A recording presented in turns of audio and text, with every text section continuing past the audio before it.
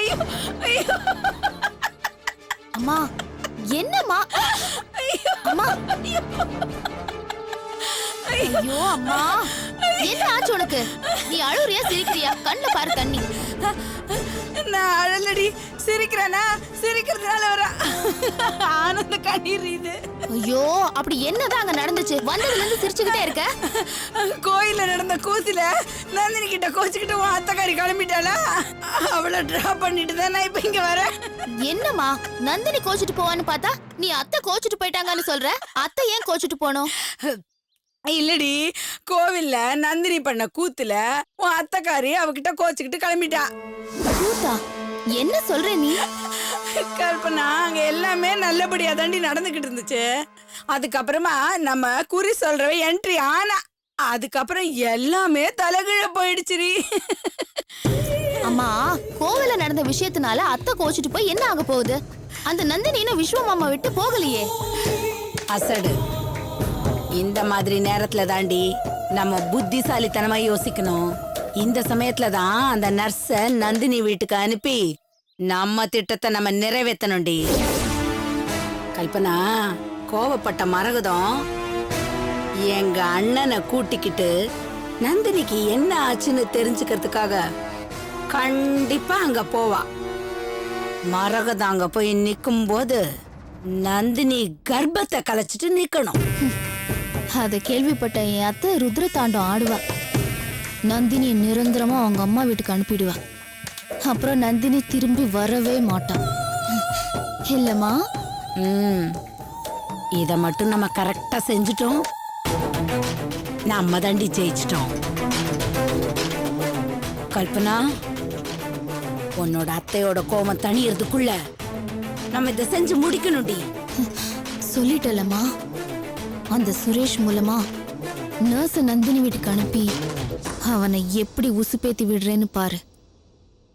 சுரேஷ் இந்த விஷயத்த சொதப்பாம செஞ்சு முடிக்கணுமே. சொதப்ப மாட்டான். நாளைக்கு அவன் செய்ய போற விஷயத்தினால அந்த நந்தினி தானாவே அவ கர்ப்பத்தை கழிச்சிடுவான்.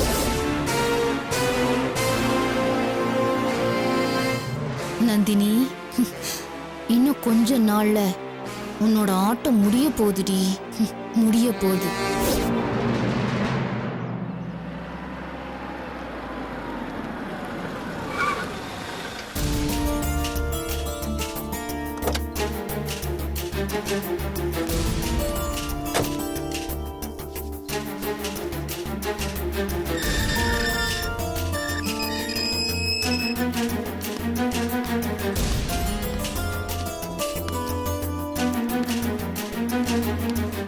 அத்தை,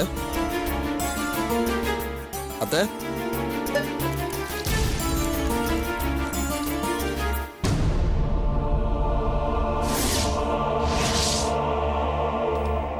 வாங்க மாப்ள, வாங்க உட்காருங்க. இல்ல பரவாயில்ல. நந்தினி வரலீங்களா? இல்ல. வாங்க வாங்க வாங்க உட்காருங்க, காஃபி சாப்பிடலாம். இல்ல பரவாயில்ல, இருக்கட்டும். நான் கொஞ்சம் பர்சனலா பேசணும், அதனால தான் நான் மட்டும் வந்தேன்.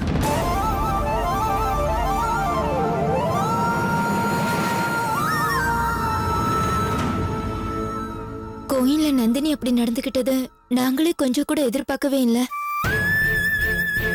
ஆமா மாப்ள, சம்பந்திமா ரொம்ப கோவமா போயிட்டாங்க. எனக்கு மனசு கஷ்டமாயிடுச்சு. நாங்களே அத்தையை சமாதானப்படுத்துறதுக்காக உங்க வீட்டுக்கு வரலான்னு இருந்தோம். அதுக்குள்ள நீங்களே வந்துட்டீங்க. ஏன் மாப்ள, சம்பந்தியம்மா வீட்டுக்கு வந்து நந்தினியோட சண்டை கிட்ட ஏதாவது போட்டாங்களா? எங்க அம்மா கோயில்ல இருந்து வீட்டுக்கு வரவே இல்லையே.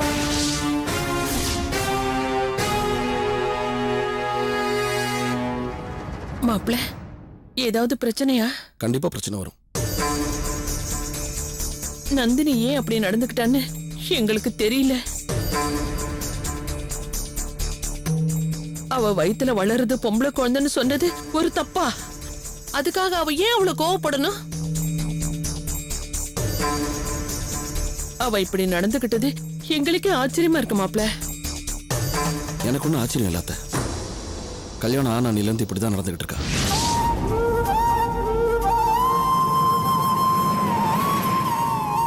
மாப்ள, நீங்க என்ன சொல்றீங்க? இத பத்தி நீங்க எங்க கிட்ட ஒரு வார்த்தை கூட சொல்லலையே. எதைன்னு சொல்றீங்க? நந்தினிக்கு அப்படி என்னதான் பிரச்சனை? எங்களுக்கு ஒண்ணும் புரியல. அவதான், அவளே தான் அவளுக்கு பிரச்சனை, வேற யாருமே இல்லை. அவளுடைய தாட்ஸ், அவளுடைய தேவையில்லாத பயம், இதுதான் அவள் லைஃபுக்கு எதிரியா இருக்கு. இப்ப வேற எதுவுமே இல்லை. மாப்பிள்ள, நீங்க என்ன சொல்றீங்க? சொல்றேன் அத்தை. இந்த ஸ்டேஜ்ல வந்து கண்டிப்பா உங்களுக்கு என்ன விஷயம்னு தெரிஞ்சுதான் ஆகணும்.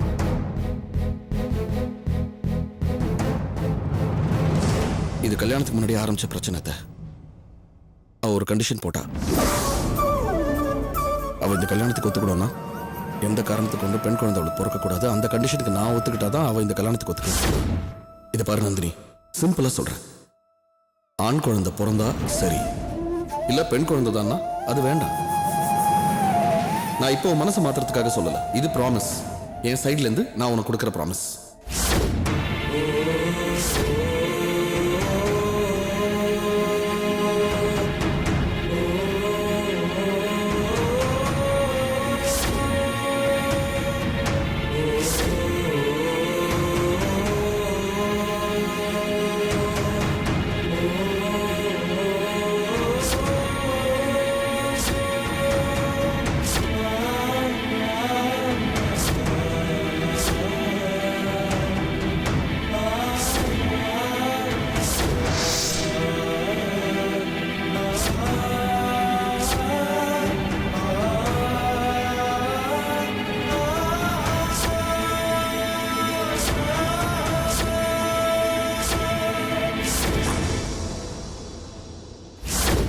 நந்தினிக்கு பெண் குழந்தை பிறக்கூடாதுன்னு விஸ்வா அடிக்கடி சொல்லிட்டு இருப்பான்.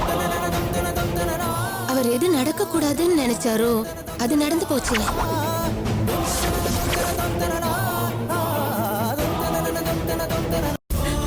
என் பொண்ணோட வாழ்க்கையில இப்படி ஒரு பிரச்சனையா? என் பொண்ணுக்கு ஒரு நல்ல வாழ்க்கை கிடைச்சதுன்னு நாங்க எவ்வளவு சந்தோஷப்பட்டோம்.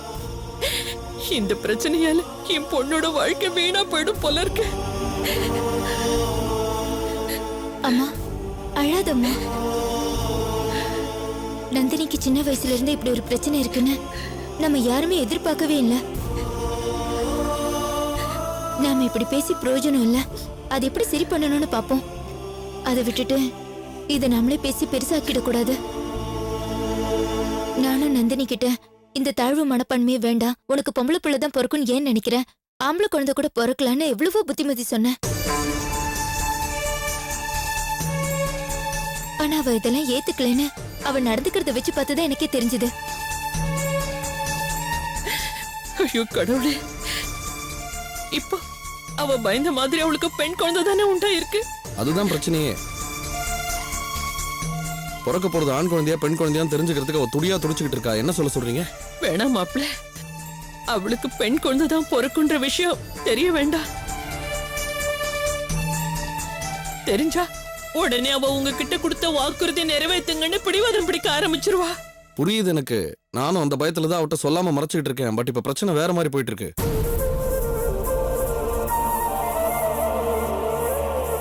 கோயில்ல நடந்த விஷயத்துல அம்மா பயங்கர டென்ஷன் ஆகி வீட்டுக்கு போயிருக்காங்க. இப்ப என்ன சொல்றா, எல்லாரும் முன்னாடி நான் பைத்தியக்காரி மாதிரி தெரியறேன், அதனால எனக்கு பெண் குழந்தை பிடிக்காது, அதனாலதான் நான் இப்படி எல்லாம் நடந்துகிட்டு இருக்கேங்கிறத முதல்ல போய் உங்க அம்மா கிட்ட சொல்லி ஆகணும்னு சொல்லி என் உயிரை எடுத்துக்கிட்டு இருக்கா. என்ன பண்ண சொல்றீங்க? வேணாம் மாப்பிள்ள வேணாம். இந்த விஷயம் சம்பந்தி அம்மாக்கு தெரிஞ்சதுன்னா அவங்க மனசே உடைஞ்சு போயிடும்.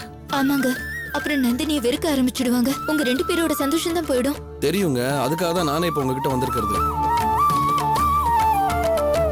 தயவு செஞ்சு எப்படியாவது அவகிட்ட கொஞ்சம் பேசி அவ மனசை மாத்துங்க. பெண் குழந்தை பிறந்தா அது ஒரு பெரிய தப்பு இல்லைங்கிறத அவளுக்கு கொஞ்சம் புரிய வைங்க ப்ளீஸ். கண்டிப்பா செய்யறோம் மாப்பிள்ள. அவளோட வாழ்க்கை நல்லா இருக்கணும்ன்றதுக்காக ஒரு தடவைக்கு 100 தடவை அவளுக்கு புத்திமதி சொல்லணும். ஆமாங்க, நீங்க கவலைப்படாதீங்க. நந்தினி கிட்ட பக்குவமா பேசி அவளை கொஞ்சம் கொஞ்சமா நாங்க மாத்த பாக்குறோம். அதாவது இது ஹஸ்பண்ட் அண்ட் ஒய்ஃப்குள்ள நடக்கிற பிரச்சனை. அம்மா அக்கா கிட்ட கூட இந்த விஷயத்தை கொண்டு வரக்கூடாது, எனக்கு அது நல்லா தெரியும். பட் எனக்கு வேற வழி தெரியல. நானும் நந்தினியும் சந்தோஷமா வாழணும். இந்த பிரச்சனை எங்களை பிரிச்சிருமோன்னு எனக்கு இப்ப பயம் வந்துருச்சு. அந்த ஒரே காரணத்துக்காக தான் இது உங்ககிட்ட கொண்டு வந்திருக்கேன். தயவு செஞ்சு என்ன தப்பா நினைக்காதீங்க. உங்களோட நல்ல மனசுக்கு நந்தினியோட நீங்க 100 வருஷம் நல்லா வாழ்வீங்க மாப்பிள்ள. நீங்க கவலைப்படாம வீட்டுக்கு போங்க. நாளைக்கே நாங்க நந்தினி கிட்ட இதை பத்தி பேசுறோம். ரொம்ப தேங்க்ஸ்ங்க. வரேன். வாங்க மாப்பிள்ள.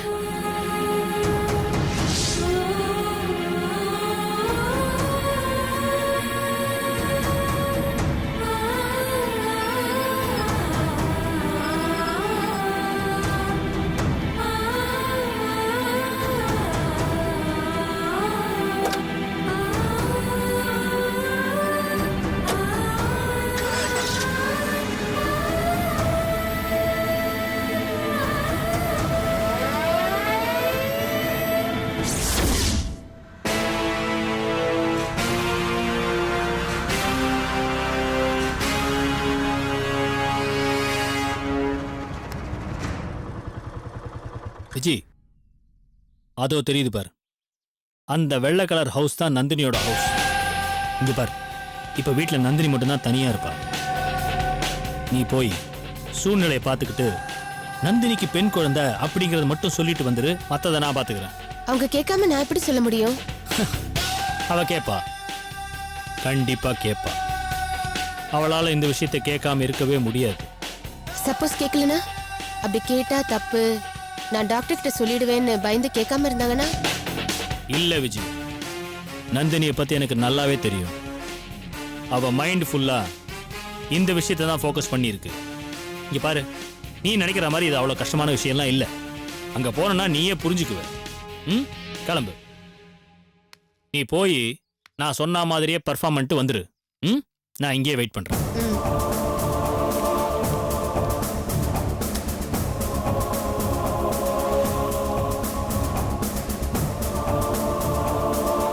இவ என்ன நம்ம கிட்ட அங்க எல்லாத்துக்கும் ஓகே ஓகேன்னு சொல்லிட்டு இங்க வந்துட்டு பேக் வாங்குறா.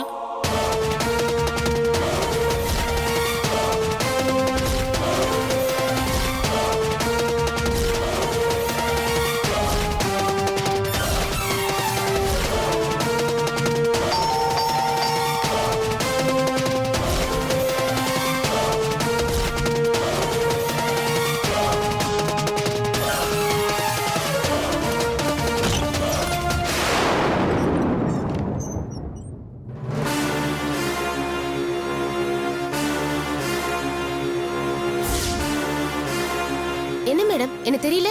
நீங்க கூட அந்த அசோக் ஹாஸ்பிட்டல் அட்மிட் ஆயிருந்தீங்களே, நான் தான் உங்களை அட்டென்ட் பண்ண நர்ஸ். அது தெரியுது, ஆனா நான் உங்களை இங்க எதிர்பார்க்கல. நானும் உங்களை எதிர்பார்க்கல. எனக்கே ஆச்சரியமா இருக்கு. நான் தேவகின்னு ஒரு பேஷண்ட பார்க்க வந்திருக்கேன். இது 4 நம்பர் வீடு தானே? சிஸ்டர், இது 4 நம்பர் வீடு இல்ல, 7 நம்பர் வீடு. ஓ சாரி மேடம், நான் வீடு மாதிரி வந்துட்டேன். ஓகே, கிளம்புறேன். இருங்க இருங்க, வீடு மாறி வந்தாலும் எங்க வீட்டுக்கு வந்திருக்கீங்க, வாங்க உள்ள வந்து காஃபி சாப்பிட்டு போங்க. ஐயோ அதெல்லாம் வேண்டாம் மேடம், உங்களுக்கு எதுக்கு வீண் சிரமம்? எனக்கு எந்த சிரமமும் இல்ல, நீங்க உள்ள வாங்க வாங்க. உட்காருங்க. ஒரு நிமிஷம் இருங்க, வந்துடுறேன்.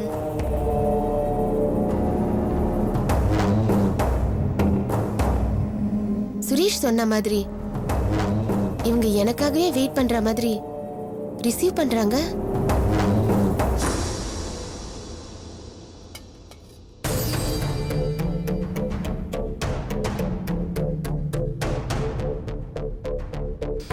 என் வயித்துல இருக்கிறது ஆனா பொண்ணானே யார்கிட்ட கேக்குறதுன்னு யோசிச்சுட்டே இருந்தேன். நல்ல வேலை, கடவுளா பார்த்து இந்த நர்ஸ் வீட்டுக்கு அமைச்சிருக்காரு.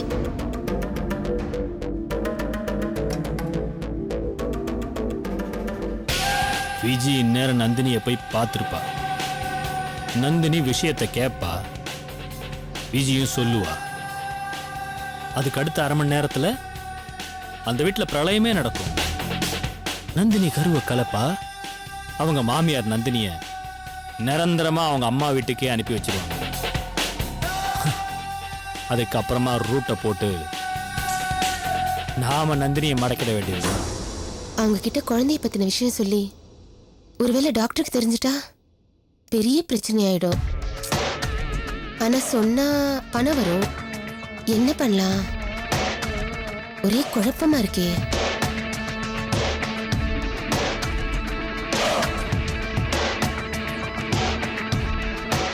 இந்த நர்ஸ் கிட்ட இந்த விஷயத்தை எப்படி கேக்குறதுன்னு தெரியலையே. நாம கேட்டு டாக்டர் கிட்ட சொல்லி என் மாமியாருக்கு தெரிஞ்சிட்டா தெரியாத மாதிரி நாம தான் புத்திசாலித்தனமா கேட்கணும்.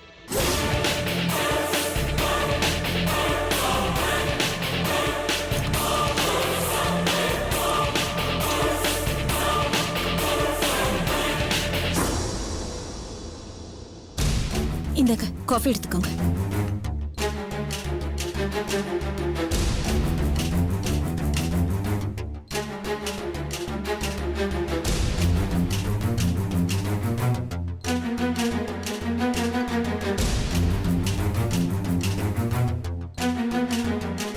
சிஸ்டர்,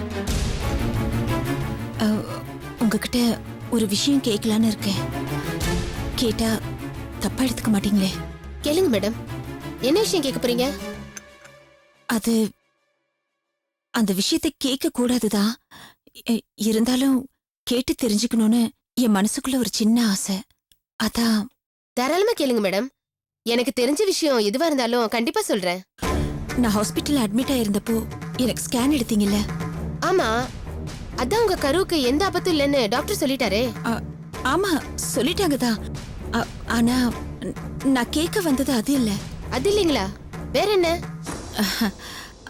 அந்த ஸ்கேன்ல என் வயித்துல இருக்கிறது ஆனா பொண்ணான்னு தெரிஞ்சிருக்கோம்ல? ஓ ஷியர், கண்டிப்பா தெரிஞ்சிருக்குமே. அத பத்தி கேட்கத்தான். நான் எதை பத்தி பேச வந்தேனோ அத பத்தியே கேக்குறாங்க. என்ன சிஸ்டர், என்ன யோசிக்கிறீங்க? அத பத்தி சொல்லக்கூடாது மேடம், அது சட்டப்படி குற்றம். அது எனக்கும் தெரியும். இருந்தாலும் தெரிஞ்சவங்களுக்கு கூடவா சொல்ல மாட்டீங்க? அது வெளியில தெரிஞ்சா பெரிய ப்ராப்ளம் ஆயிடும் மேடம். தெரிஞ்சாதானே. நான் யார்கிட்டயும் சொல்ல மாட்டேன். என்கிட்ட மட்டும் சொல்லுங்களேன் ப்ளீஸ். சொல்லுன்னு சொல்றாங்களே, ஒருவேளை சொல்லிடலாமா? என்ன சிஸ்டர் யோசிக்கிறீங்க? தெரிஞ்சுக்கணுங்கிற ஆசையில தான் கேக்குறேன். சொல்லுங்க. இல்ல, அது எனக்கு தெரியாது. தெரியாதுன்னு சொல்றீங்களே, என்ன நம்ப சொல்றீங்களா? இதுவே உங்க ஃப்ரெண்டா இருந்தா சொல்ல மாட்டீங்களா? இல்லைங்க, அது வந்து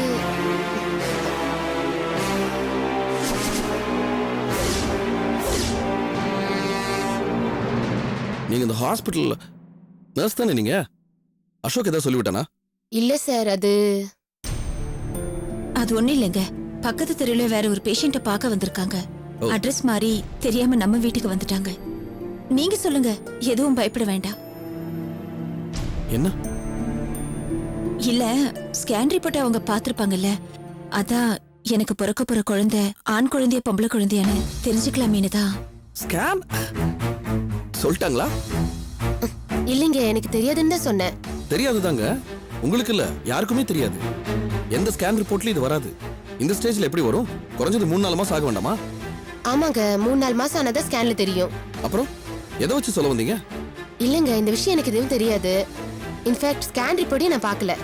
மேடம் அவங்க கேட்டாங்க, பார்த்தவங்களுக்கு தெரியும் அப்படின்னு சொன்னாங்க. மத்தபடி நான் எதுவும் சொல்லல சார். நான் கிளம்புறேன் சார். பேஷண்ட் குழப்பம். வரேன் மேடம்.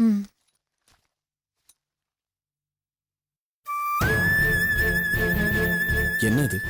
நர்ஸ் கிட்ட கேக்குற விஷயம் அது? இல்லங்க, ஸ்கேன் ரிப்போர்ட் அவங்க பாத்திருப்பாங்கல்ல, அதான் தெரிஞ்சிருக்குமே. ஸ்கேன் பார்த்தா எல்லாம் தெரிஞ்சிருமா? MBBS படிச்ச டாக்டர் அவங்க. நான் உனக்கு அன்னைக்கு என்ன சொன்னேன்? 3-4 மாசம் ஆகிறதுக்கு முன்னாடி இதெல்லாம் தெரியாதுன்னு சொன்னல. அந்த டைம் வரும்போது சைலண்டா காதும் வச்ச மாதிரி அசோக் கிட்ட கேட்டு தெரிஞ்சுக்க வேண்டிய விஷயம் அது. இதெல்லாம் லீகல் கிடையாது. இவன் இன்னைக்கு உங்ககிட்ட சொன்ன மாதிரி நாளைக்கு 4 பேர்கிட்ட சொன்னானா விஷயம் லீக் ஆச்சுன்னா அசோக்கு தானே பிரச்சனை. எதுக்கு இந்த வேலை பாக்குற? சாரிங்க, நான் ஏதோ ஆர்வத்துல கேட்டுட்டேன். ஆர்வம் தான் உனக்கு எதிரி. இப்போ சாப்பாடு எடுத்து வை, பசிக்குது.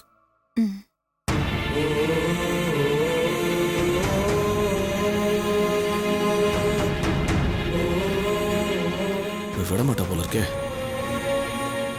டெலிவரி வரைக்கும் இதை நான் எப்படி காப்பாற்ற போறேன்னு தெரியலடா சாமி.